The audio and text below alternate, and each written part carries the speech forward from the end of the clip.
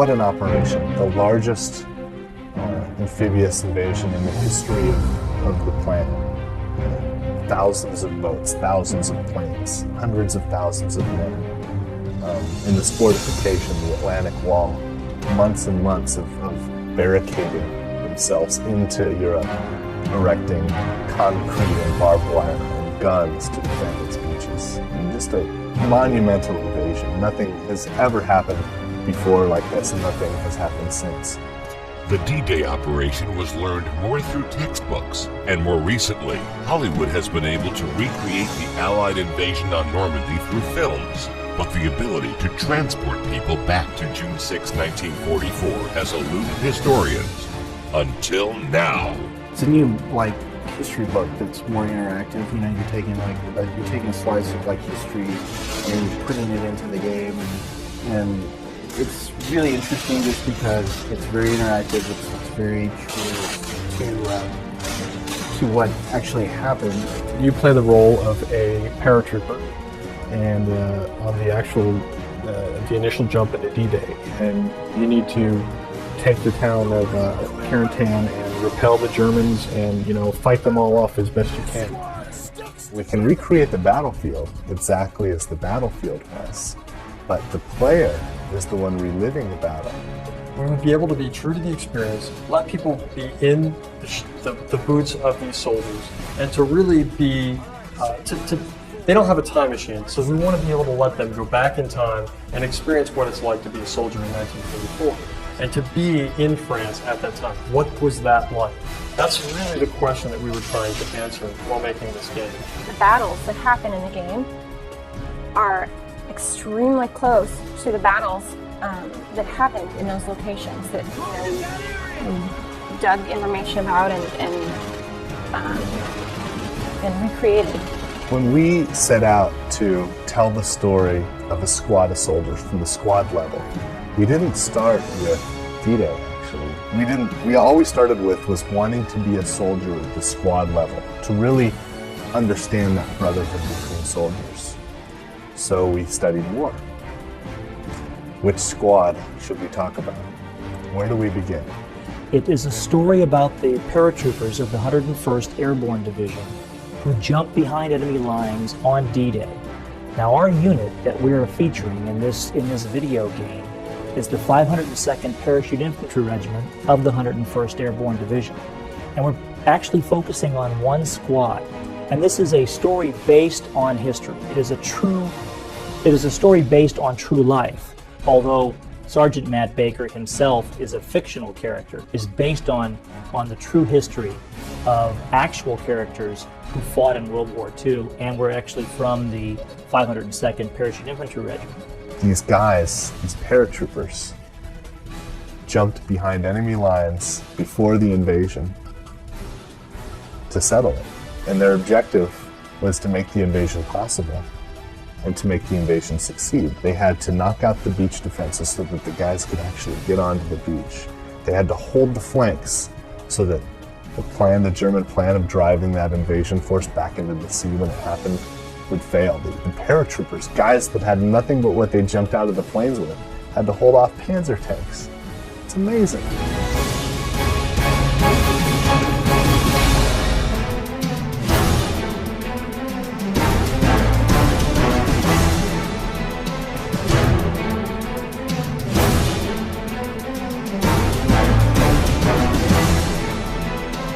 To create Brothers in Arms, Gearbox Studios spent a full year researching the D-Day invasion, perusing thousands of photographs, documents, and maps from the National Archives.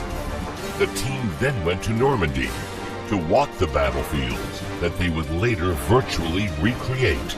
A group of us took a trip to Normandy to take photo reference pictures.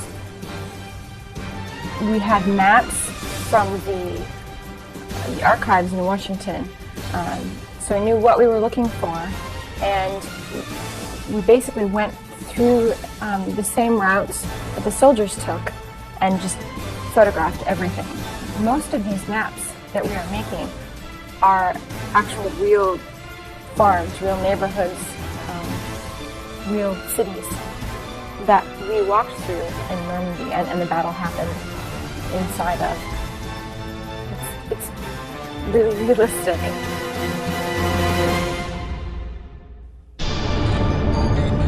Along with the extensive research in history came the task of blending fiction with history through a script that tells the story of the men of the 101st Airborne. So Brothers in Arms is about that brotherhood between soldiers, and it's about these guys and why they do what they do and how they manage it. In World War II, amazing things happen, real things that are more amazing than any of the fictional things that we've covered in any of these action games we've made. And to tell these stories and to actually take the care and effort to try to reach a new level of authenticity as we tell these stories has been very, very exciting for us, and it's something that I've been embroiled in for a long time, and it's exciting to see it come together with Brothers in Arms. The church steeple at Carentan is a good reference point. It helped us locate this position here. This is the position where the 502nd Parachute Infantry Regiment met the 17th Waffen SS. Pretty tough fight happened here, and it's a fight we recreated in the game Brothers in Arms. It's kind of exciting to be standing here to find this spot where it all took place. It's just as exciting to be able to recreate history in the game. Well, the story in Brothers in Arms is actually just about Matt Baker and his squad, and it's about survival in a really tough war situation. It was really interesting when we started making the story to try and balance what it was like for not only Matt, but all these people that he's with. It was in a video game, because it's not a movie or a TV show where you have infinite amount of time to show all like the little things. Like you don't show guys hanging around drinking coffee, you don't show guys hanging around smoking. So finding those moments and still telling a really good story was actually really tough. Like the main goal was essentially to make characters in a war game which people would know by name and remember and talk about, because not naming any names, but if you look at some other war games, chances are if you remember the name, it's because he was named John something. Let's do it right. Let's actually live this fantasy. That means let's go to the real places and let's mingle with the real men, and let's go into it understanding what actually took place so that we can recreate it. And I think in hindsight, I'm not sure I would have made that decision if I knew how much it was going to cost and how much time it was going to take to do it right. But now that we're here, I'm glad we did.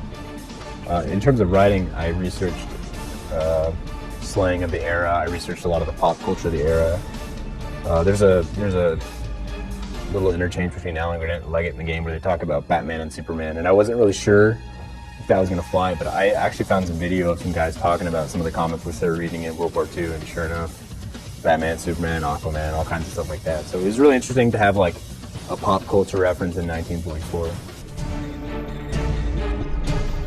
The town of Saint-Louis-du-Mont was liberated by U.S. paratroopers of the 101st Airborne on June 6, 1944.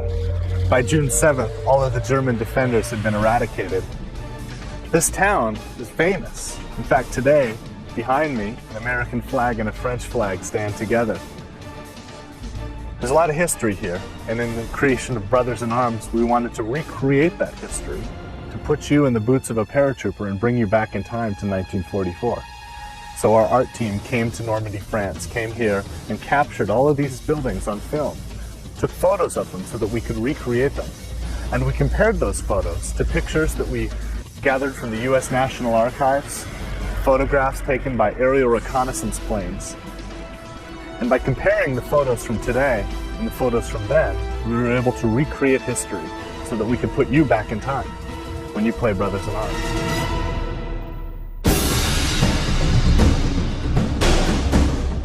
To ensure Brothers in Arms is the most accurate World War II game ever created, Gearbox enlisted Colonel John Antall, a 30-year Army veteran and airborne ranger who served in combat units in Germany, Korea, and Kuwait, and commanded an M1A1 tank battalion on the volatile demilitarized zone in Korea. Colonel Antall serves as Chief of Staff, historian, military consultant, and lead writer for Gearbox. When I retired from the Army, Gearbox Software contacted me about working with them. and creating a new kind of video game that really focused on authenticity. They wanted to make a World War II game, and they really wanted to know where to start, and they wanted to know about how to do tactics and combat and what it was like to be a soldier. Colonel John Antal actually took us through a master's course of war history, starting with the Mesopotamians all the way up to modern day. Starting them off with ancient warfare all the way through the ancient Greeks and the Romans, all the way up to modern times, and then zeroing in on World War II and talking about the tactics of World War II and how an infantry unit operated, talking about the airborne and the history of the airborne operations. The research for this particular project has been just outstanding compared to some of our previous projects. John Antal has been very instrumental in giving us access to, to national museums and armories and stuff that we normally wouldn't get to go to on some of our other projects. When I got to Gearbox, I found out that the whole video game medium, which I'd played video games before, but the whole video game medium had grown, and it was increasing in capability to a way that technology now allows us to tell some really compelling stories in some unique ways. The Colonel also made sure the development team understood what it was like to be a soldier. Took them out on a field training exercise where we ran around in the field for 24 hours and experienced what it was like to be a soldier. Everything from digging foxholes to eating rations to fighting mock battles using paintball. FTX stands for Field Training Exercise, and it was a chance for us to get out in the field and actually experience what soldiers experience. Gearbox Software sent all the developers out, including myself, to Killeen, Fort Hood area. They sent us out to just understand how it is to be a soldier. All met up one morning, early one morning, and boarded a bus and drove out to Fort Hood, Texas. We trained for a day in squad maneuvers and how to get down on the ground, get under cover, how to use cover, how to recognize cover, how to march, how to sing soldier songs, and so forth. Let me tell you, it was very difficult. It is really hard to communicate, especially for a non-soldier, to communicate with all of the other men and to really get your points across to them, to say, to get them information, to stay in formation. It's a lot of work. I mean, it's amazing. We had to get into character, so to speak. He put us into lines and made us get our gear in line in a certain order. And everybody was a little nervous because, we had this Army colonel barking orders at us. And now looking back on it, I could tell he was enjoying himself for doing this. And then the next day we woke up early, a lot earlier than we wanted to, and played some paintball. And we used the squad tactics that we had learned the previous day. And man, it was the best game of paintball I've ever played. So they learned a lot by doing that. I think they learned most importantly that it's a tough job.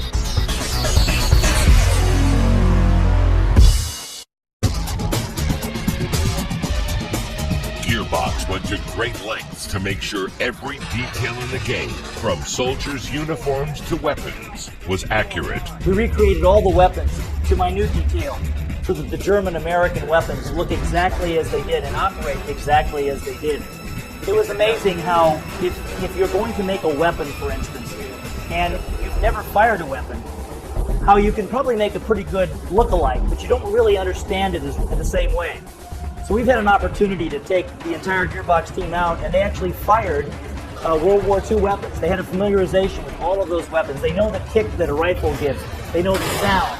They know the weight in their arms and when they carry it. We paid a visit to the Aberdeen Ordnance Museum, National Ordnance Museum up in Aberdeen, and they gave us, Dr. Atwater up there gave us full access to their armory, and we got to photograph and use and just examine every weapon they had that was from the World War II era and beyond. And we're able to shoot them, just individual members of the team, to see how they felt, to see how the smoke came off of them, to see how loud they were, which was a lot louder than we thought they would be, and just to feel how inaccurate they were, deal with jams, all the different things that we didn't realize about guns and how difficult they are to use, how dangerous they are. The magazine is inserted here at the bottom, and this is the magazine release button. So when you put the magazine in, you want to make sure that it's seated properly, and to take it out, you push the button, and then you pull it out. Tell me about this safety here. Right here, there's a little button. You know how this works? Locks the bolt back? That's right. All right. Okay, so it'll lock the bolt back, and now the weapon will not fire. So you can push the trigger, it will not fire. Fire it will. One guy ended up cocking himself in the nose with the bolt when it flew back, and we really learned that gun is a dangerous thing regardless of which way it's pointed. To make the gameplay experience as close to actual combat as possible, Gearbox created advanced artificial intelligence for both the Allied and German soldiers. Well, I think the Brothers in Arms AI is really unique in how adaptive it is to the situation. I think that the players will find that the characters in the game behave more like real humans would in the situation than previous games on the shelf. And I think it's unique in sort of pushing the bar upwards in that sense. The enemy AI in the game is designed to be as reactive as possible, so we really want the enemy AI to behave in a way that will support the gameplay. So we'll support what the player does, and as an example, we have the whole concept of suppression in the game, and so the enemy AI will react by behaving suppressed. If you put a lot of fire on an enemy unit, that enemy unit will get down behind cover and not shoot back as much at you. Also, they'll respond by flanking you if you, say, go into a certain area. And that's the more reactive that the enemy AI is, the more that the player will get out of it. The fun factor will be that much higher. And we can do this authentically, right? We can get real soldiers to teach us the battle drills and the tactics training that they had, and create a program that simulates it. So in certain situations, when incoming fire happens and the drill is, hit the deck or find cover, this takes place in the game, and the characters respond naturally. We're not waiting for you to tell them exactly what to do, and they're not pre-scripted to do it the same way every time. It's a dynamic, flowing system. If the level designers and me as an AI programmer do our job, then nobody playing this game will even think about AI. That's the goal of all this. And so it's really just working with the level designer to make sure that the combat scenario works, that it flows correctly, that it feels good, that it rewards the player for doing the right thing, which is suppressing and flanking, and punishes him for doing the wrong thing, which would be, say, Ramboing or running up the center and guns a-blazing and all that. This is a typical test map that we use to test AI and combat gameplay. And what you see here is one aspect of AI that we worked quite a bit on, and that's the use of cover. This soldier right here is using this spot as standing cover. As you can see, he's hunkered behind this wall and he leans out to fire. These soldiers over here, by contrast, are using crouched cover, and so they find spots behind this wall from which they can fire over. This is a really fun aspect of AI to work on. This soldier right here adjusted to a new cover spot because he wasn't getting an advantage over there. So this map kind of demonstrates that in action. We use a lot of maps like these to test AI and gameplay, and so we spend a lot of time running this sort of map. One thing about Brothers in Arms that sets us apart from some of our previous titles that we've done is in this particular game we've implemented a inverse kinematics, or a physics system that allows characters to function as if there were like gravity in the world. So, for example, imagine a puppeteer, and the puppet is held up by strings. And if the puppeteer were to let go of those strings, the puppet would fall and collide with the ground, accordingly. Well, we have this function well, it's not done with strings, but in our game, it's done with math, where characters can be, thrown into a certain direction, and their bodies are set up in a way so that they'll collide with things. Like they'll collide with a wall, or they'll collide with a fence, and they'll be hanging over the fence. So this is a great effect for things like grenades. So if a grenade blows up next to a guy and it sends him flying through the world, he'll catch onto a tree or catch onto a fence and kind of hang over it and dangle down. And it's just visually it's stunning to see guys go flying through the air, and it's really exciting. The multiplayer team spent a lot of time researching the environments and the events that happened in this period of the war. We actually had some designers go over to Normandy and scout locations, trying to find areas that were visually unique, but also lended themselves very well to gameplay. We also spent a lot of time with Colonel John Antall discussing the various types of missions that soldiers would have gone on during this period of time, not only from the Allied force, but also from the German point of view, which is something that isn't covered in the single-player portion of the game. With FTX training and real rifle shooting as newfound skills and advanced AI covered, the team then set about to create Brothers in Arms, one of the most realistic and accurate World War II shooters ever made. The team went to great detail in getting human performances into the game's 3D characters. I'll have you come running in. Actually, you come running in, take a stand, give a move out order, and then take a knee. That might actually work out pretty well. Something like that. Or rounding through the rally. But you have to come running in over here. Motion capture is a way for us to generate animation very quickly. We start with a guy in a suit. We actually have reflective balls on him, and we set him up in such a way that he is seen optically, and we can actually act out a scene. We can act out anything we want, and capture that. It allows us to generate tons of animations very fast. These reflective balls that you see on this actor here are the joints. These simulate the bones that we use to actually animate the character with later on. These actually generate the data as he moves around that we use later on in the game. What we're seeing here is Lieutenant Colonel Robert Cole delivering a line to the player early on in the game. This line is being motion captured by Josh Rick, one of our motion capture actors here at Gearbox. This is the actual data we just captured before cleanup, before it's been put in the game. This is the last step before it actually makes it into the game. We do a lot of cleanup here. This is where we do the final tweakage. We do hands, feet, facial emotion, things like that. This is the final step before we actually get the animation ready for the game. Brothers in Arms makes full use of Dolby 5.1 surround sound to immerse players in a world that looks and sounds like the battlefields of 1944. Weapon sounds were recorded live at a firing range. Other sound effects like trees rustling. Somebody went downstairs and actually broke a limb off a tree, brought it up, and shook the thing in Dave's office and had leaves all over the place. For rain, we had a metal helmet, put a microphone in the helmet, drip water on the helmet, you get the rain effect. Since we have an interactive experience, we have to have a larger amount of music that we can call up at certain times depending on what happens in the game.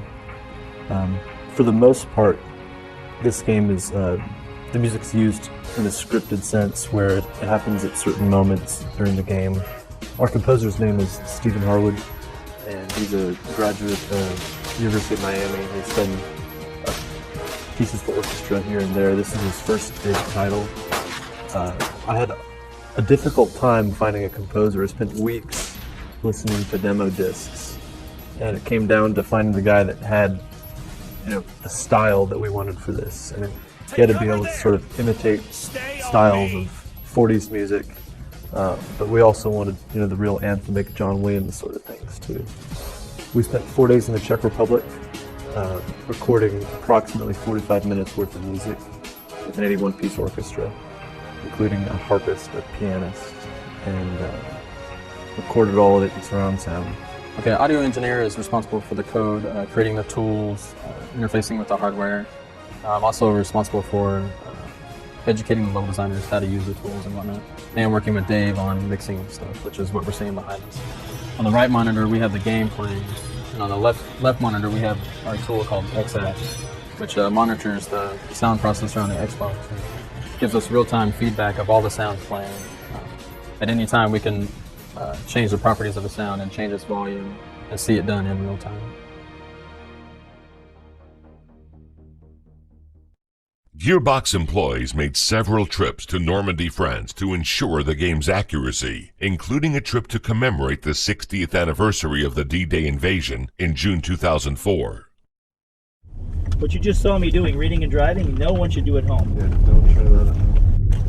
Right. We're gonna come up on the area where the awards ceremony was. You know, they had this award ceremony on here on the 20th, and as it was wrapping up, mortar started falling in the middle of the town square, and this is it. No, church is this way. I know, but this is the square where the storm. Yes, this is exactly where. And right over here is the where they lined everybody up. And the mortar started falling because the Germans pre-sighted some artillery onto the spot. And of course everyone hit the deck, got out of there. Even after the Battle of Carentan, the war continued. Here's the monument where the soldiers took the pictures. You may recall this? If we can park here, we could just walk over to the church. Right. There it is. The cathedral at Carentan was used as an observation point for both the German occupiers and the Allied invaders. This was a key town. This is the junction point between the invasion beaches at Utah and Omaha. The paratroopers had to liberate this town in order to unify those invasion forces. In the game Brothers in Arms, you participate in that battle. In fact, you can climb this tower, get to the top of the cathedral, and use your observation point to command your men below react to the German counterattack. You can also act as a sniper in support of your men using a 1903 Springfield rifle. It's a pretty exciting moment. It's the centerpiece of the game, leading to the ultimate climax, the final battle at Hill 30. And the end result has wowed the brave men who fought in D-Day.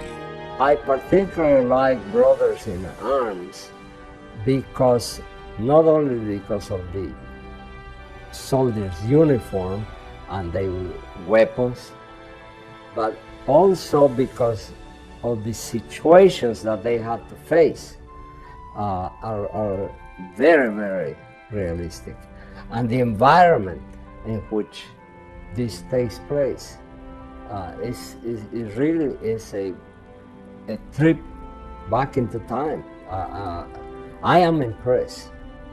I look out here at all these graves and I think about all the people that didn't come back from the war and the people who didn't have children. My grandfather was able to come back to a normal life, and I now can learn something about his past and I can remember for him. But a lot of these men here don't have that legacy, so it's up to us to come here and remember, and it's up to us to help them tell their stories.